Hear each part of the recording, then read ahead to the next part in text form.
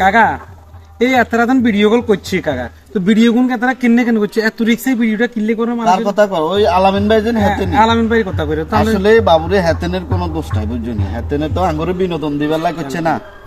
তো অনেকে মনে করেন এটা লই অন ট্রোল করে যে বিষ্ণু হচ্ছে হাতে এনে ভিডিও করে হেনে ভিডিও করে, আসলে হেতার মূলত উদ্দেশ্য ছিল মানুষকে বিনোদন দেওয়া। হেতার মতো কন্টেন্ট কেউ বানাইতো হারে না, না দেখ মেলা দেখছি।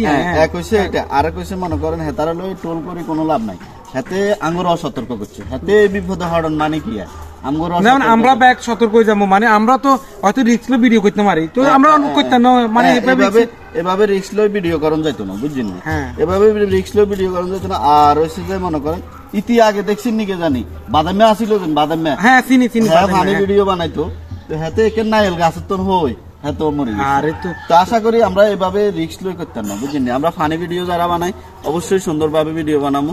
আর কথা হয়েছে যে আলামিন ভাই লেবে একে দোয়া করি, যেহেতু বেচারা অসুস্থ হয়ে গেছে বা একটা বিপদে পড়ে গেছে, এটা লই টোল না করি, আমরা কন্টেন্ট ক্রিয়েটর যারা আছি সবাই একটু দোয়া করি।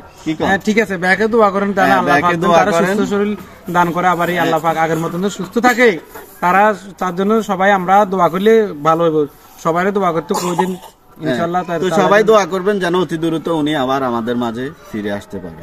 আসসালামু আলাইকুম।